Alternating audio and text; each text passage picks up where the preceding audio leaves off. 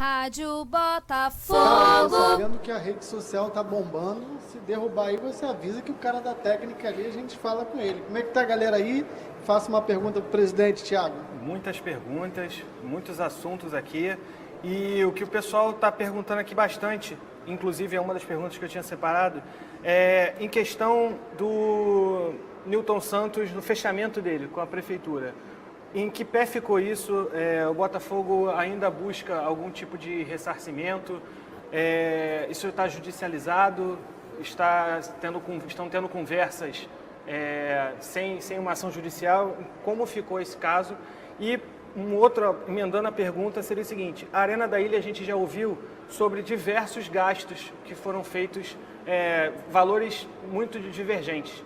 A gente já ouviu até 13 milhões, na verdade, foram gastos na ilha. A gente queria saber qual foi o valor aproximado que foi gasto na Arena da Ilha. 13 milhões. 13 milhões.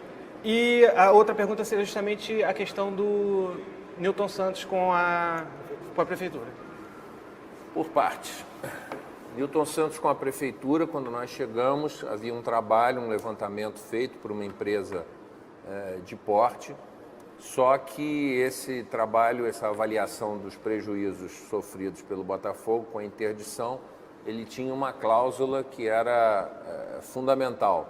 Não era possível ao Botafogo usar esse trabalho para mover uma ação contra a prefeitura. Então a gente se viu diante de uma situação complicada. O ano de 2015 foi um ano muito difícil, com o estádio ainda em obras.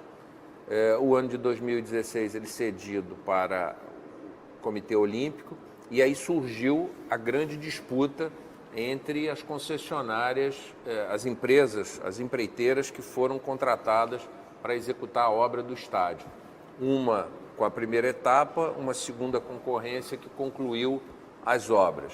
São dois consórcios de grande porte que estão na justiça disputando essa questão. É uma questão extremamente complexa, porque das razões de cada consórcio, uma diz que não tinha necessidade de fazer absolutamente nada, a outra diz que tinha necessidade.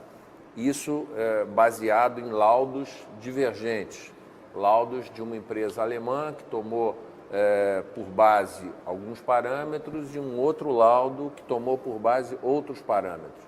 Então, essa situação sobre a necessidade ou não das obras realizadas, da interdição ter sido justa ou não, está judicializada entre as grandes empresas. Caberá ao Botafogo, depois de uma decisão judicial sobre a responsabilidade, chegamos à conclusão, olha, não havia necessidade. Então está claro que o Botafogo terá direito a um ressarcimento. Se a decisão judicial for não, havia necessidade das obras, aí como concessionário nós não teremos direito a pleitear nada junto à prefeitura. E é sempre complicado, quer dizer, você como um concessionário ligado à prefeitura, você criar um clima de litígio quase que permanente com a prefeitura numa relação que é do dia a dia. Em última análise, nós somos gestores de um próprio municipal.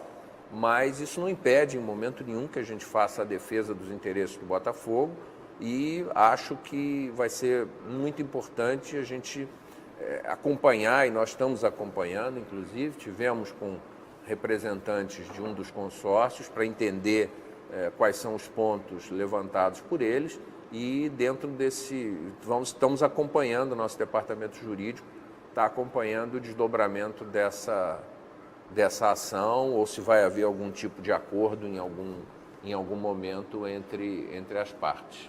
O Botafogo, então, se mantém em compasso de espera entre essa briga entre as o Botafogo se mantém acompanhando essa disputa, para que a gente tenha aí uma definição judicial que, em última análise, quer dizer, nós teríamos que provar que a interdição foi equivocada, né? Quer dizer, a gente estaria mais próxima do pleito do primeiro consórcio do que do segundo, né? O Botafogo sofreu prejuízos, porque se for provado que a interdição foi justa, foi necessária, aí nós não teremos o que reclamar. Mesmo das empreiteiras. Mesmo das empreiteiras.